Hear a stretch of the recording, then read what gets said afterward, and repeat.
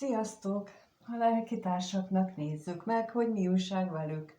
A lelkitársak az én értelmezésemben nem csak férfi és nő kapcsolódása lehet, hanem bármilyen nemű, ugyanis a lelkitársak azok egy lélekcsaládba tartoznak, és ők azért találkoznak össze ebben az inkarnációban, ebben az életben, hogy egymást támogassák és segítsék. Innentől kezdve lehet lelkitárs, akár munkatárs, lehet lelkitárs, akár szülőgyermek, persze párkapcsolat is lehetséges, de lehet a nagyszülő és unoka is lelkitárs, mert ő jöhet az egyik a másiknak vigaszként, vagy jöhet segítségként, de a anyós és menny, vagy anyós és vő, ők is lehetnek lelkitársak, mindegyik más-más feladattal, és a lelkitársak a segítsége az nem kifejezetten csak azt jelenti, hogy pont olyan segítséget kapunk, amire várunk, mert bizony vannak olyanok is, amelyek eléggé megráncigálják az ember fiát, lányát, és ezzel tanítják meg, de hát ez nagyon-nagyon különbözik. Megnézzük akkor, hogy mit lehet tudni erről a lelkitársi kapcsolatról, ami most itt van előttünk, mit lehet róla tudni.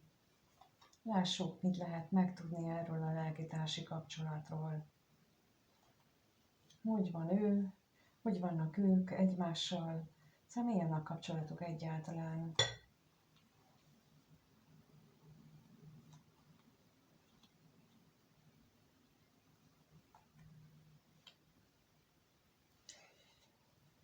Nagyon mély, azt lehet látni, hogy nagyon mély a kettejük kapcsolódása, nagyon mély az, amit ők egymással megélnek, és bizonyos tekintetben azt hiszem, hogy az ő kapcsolatuk már egy olyan szintre ért, amikor képesek a vágyaikat egy kicsit háttérbe szorítani, illetve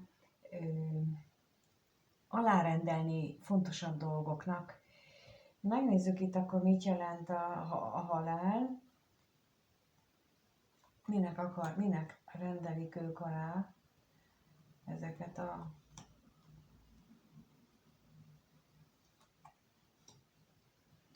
lehetséges, hogy például azért rendelik alá ezeket a vágyakat, mert a találkozás, a kettejük találkozása sokkal fontosabb, illetve sokkal, úgy értem a fontosabbat, hogy ha találkoznak, akkor sokkal fontosabb dolgokkal is kell foglalkozni, mint például szimplán csak, hogy mire vágyik, hanem mondom, nagyon sok esetben így a lélek fejlődéssel összefüggésben vannak tanítások, és valahogy ezt ösztönösen tudjuk, hogy mi a másikkal a dolgunk, akinek ilyen lelkitársi kapcsolódása van, de az biztos, hogy mindig van mögötte szeretet is, függetlenül attól, hogy esetleg hétköznapi értelemben bántjuk a másikat. Na nézzük még itt a veszteséget.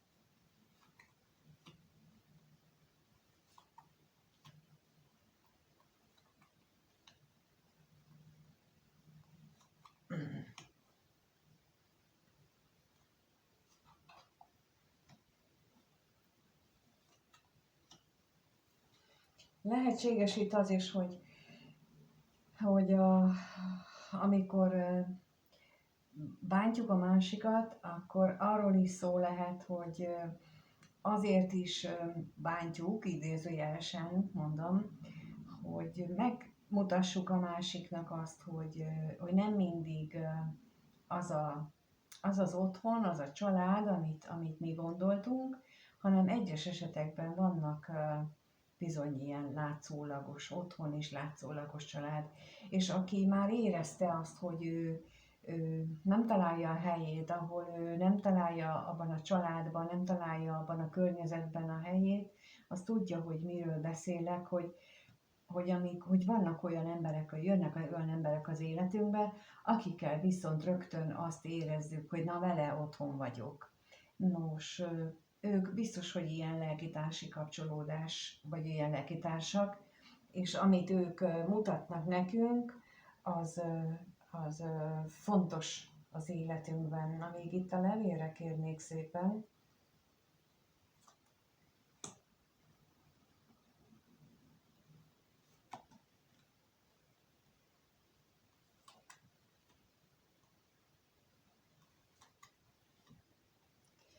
És például amit mutatnak nekünk, az szólhat arról is, hogy mennyire félünk attól, illetve itt lehet például a férfival jelölt személy, hogy ő például mennyire fél attól, hogy ő egyedül marad, mennyire fél a változtatástól, mennyire fél attól, hogy hangot adjon az ő saját kívánságainak.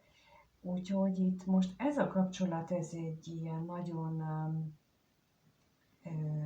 olyan szakaszban van, amikor azt hiszem, hogy mindkét fél próbálja kitalálni, hogy vajon ők miért találkoztak.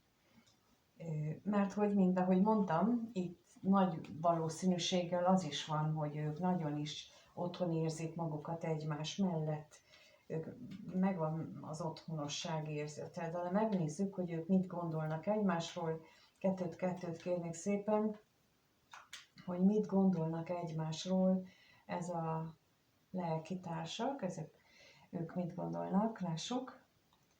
Kettőt, először a férfival jelölt személy mit gondol a női lélektársról, és a nő mit gondol a férfiről.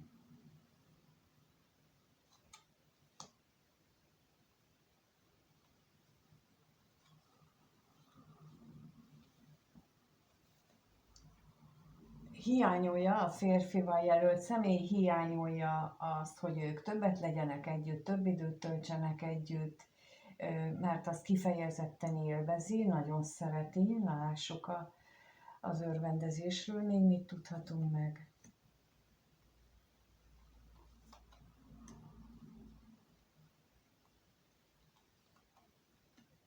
És a veszteségről.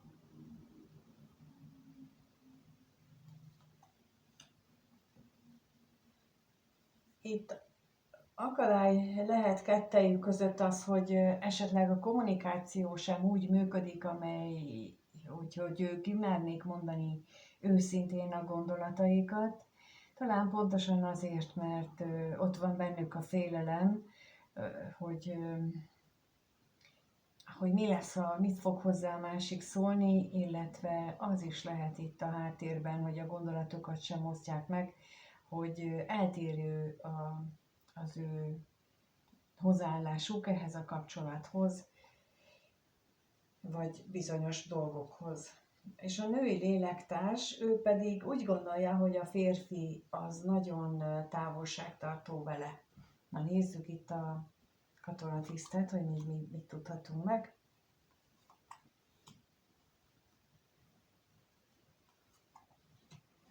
És a hűségről is.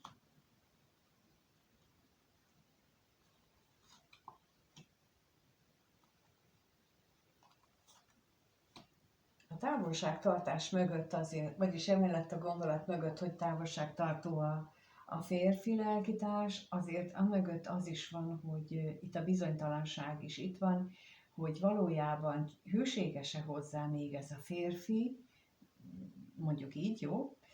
Mindegy, hogy most te itt képzeltél a helyére.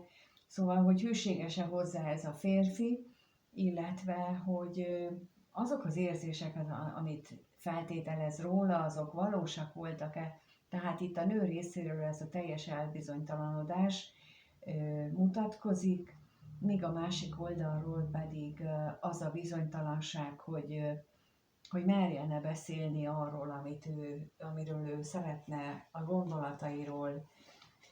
Itt úgy látom, hogy ők még ott tartanak, hogy nincs meg kettejük között az a feltétlen bizalom, de megnézzük, hogy milyen érzések vannak bennük, egymás iránt hogyan éreznek, erre vagyok kíváncsi. Kettőt kérnék szépen, hogy Hogyan éreznek egymás iránt? Először a férfi lélektárs mit érez a nő iránt?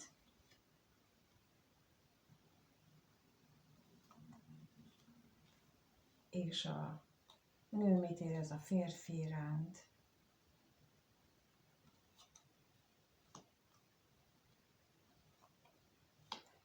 Láthatóan a férfi szerencsésnek érzi magát azért, hogy ők találkoztak, de valami mégis hiányzik, és akkor megnézzük, hogy mi ez a kevés pénz, mi hiányzik innen.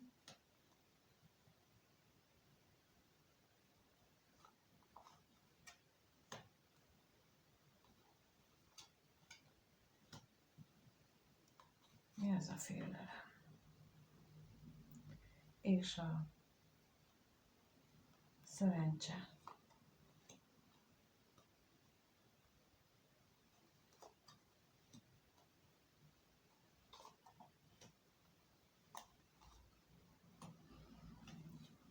Nos, megint csak az jön ki, hogy akadályozó tényező a kettejük kapcsolatában a férfi szerint, az férfi érzései szerint az, hogy távol laknak egymástól, vagy pedig a családi mintájuk különbözik nagyon. Viszont ott van az a mélységes mély érzelem, tehát ennek a megélését akadályozzák ezek a emberi síkon megélt érzések. Ugyanakkor pedig, ami miatt mégsem tudja magát átengedni ennek a mély érzéseknek, az pedig az, hogy ő nagyon sokat gondolkodik azon, nagyon sokat filozofál azon, hogy vajon az ő találkozásuk, azok tényleg ennyire jók-e, mint ahogy ő megéli, vagy igazából csak ő beleképzeli ezt az egészet. Tehát ott félelmei vannak ezzel kapcsolatosan, hogy tényleg ennyire jók ezek a találkozások, vagy a másiknak is annyira jó, mint amennyire mutatja. Tehát itt önbizalomhiány is, és mint mondom, a társadalmi vagy a nézőpont különbség is megmutatkozik. A női félérzéseinél pedig úgy látom, hogy ő egy olyan stádiumban van, amikor szeretné, hogy a másik mondja már, mit érez, mondja már, beszéljen róla, mondja el a dolgait. Lássuk még, mit tudhatunk meg itt erről a betegségről.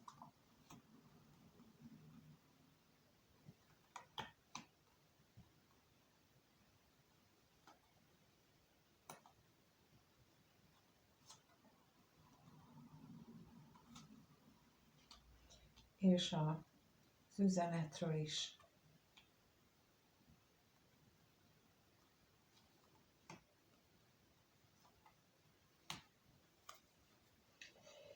És mint mondtam, tehát, hogy ő azt gondolja, hogy nem eléggé közlékeny a másik személy, viszont nagyon-nagyon szeretné, hogyha ebben változás történne a jövőben, és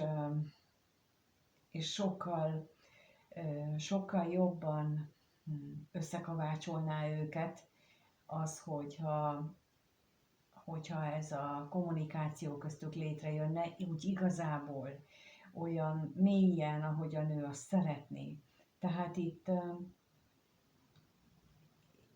egy teljesen más megközelítés látszik a kapcsolatról, viszont az látszik, hogy ők mind a ketten valami többet akarnak, mint ami jelenleg van, tehát ebből látszik, hogy a kapcsolatuk nem pusztán egy ilyen felszínesen kapcsolódós, hanem mind a ketten valami többet szeretnének ettől, mindegyikük mást. Tehát ezért lenne jó, hogyha oda tudnának figyelni a másiknak akár a kevés kommunikációjára is, vagy a nonverbális kommunikációjára is, tehát az azt jelenti, hogy amit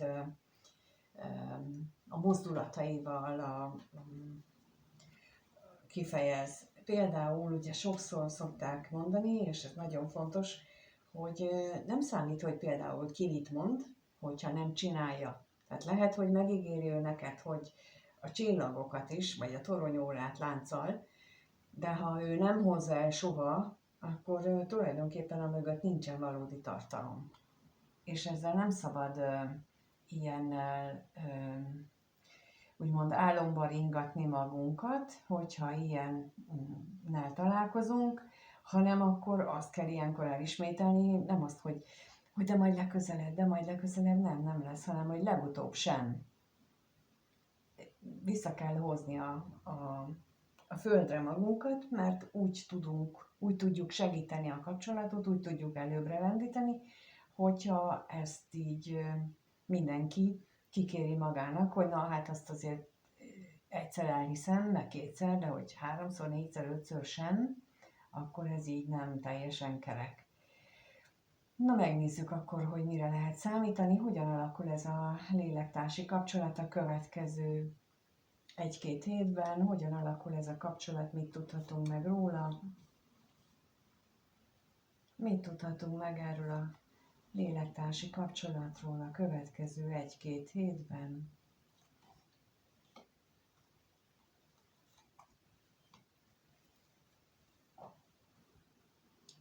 Úgy látom, hogy itt még mindig megmarad a bizonytalanság, leginkább a női részről, méghozzá azért, mert ő benne van, talán itt az előbb is az látszott az érzéseinél, hogy ő szeretné tudni, ahogy a másik mit gondol, szeretné, hogyha többet beszélne, és akkor itt visszautalnék arra is, hogy lehet, hogy nem beszél többet, de többet cselekszik, akkor nincs azzal semmi baj. Ha viszont sokat beszél és nem tesz mögé valódi tetteket, akkor meg fölösleges beszélni. Tehát ezeket is érdemes elgondolkodni, és itt az látszik, hogy itt talán pont így a beszélgetés, vagy annak hiánya miatt van itt az elbizonytalanodás. Na nézzük még akkor a bíróról, mit tudhatunk meg.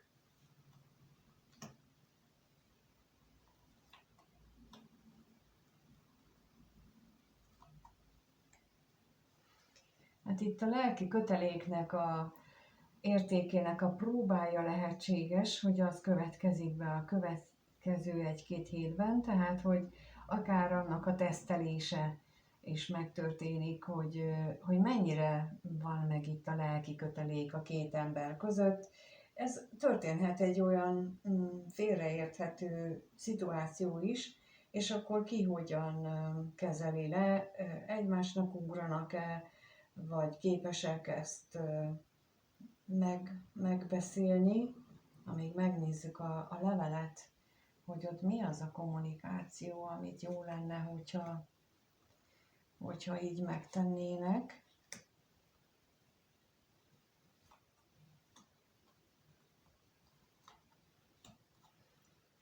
Úgy látom, hogy itt a találkozásról összefüggésben is akár az is lehetséges, hogy itt egy olyan félreérthető kommunikáció lesz a következő találkozásukkal kapcsolatosan, és ez lehet egy ilyen kvázi tesztként, hogy például ugratni akarja a férfi lélektársa nőt, és akkor, hogy nem lesz meg nem fog összejönni, meg ez jött közbe, meg az jött közbe, és akkor ezt, hogy hogyan reagálja le a női lélektárs, hogy mennyire húzza fel magát, vagy pedig mennyire mondja azt, hogy oké, már meghúztam a határokat, és elmondtam a feltételeimet, akkor majd, ha azt tudod teljesíteni, akkor legközelebb akkor keresél. Szóval ilyen különböző módokon tesztelhetnek bennünket.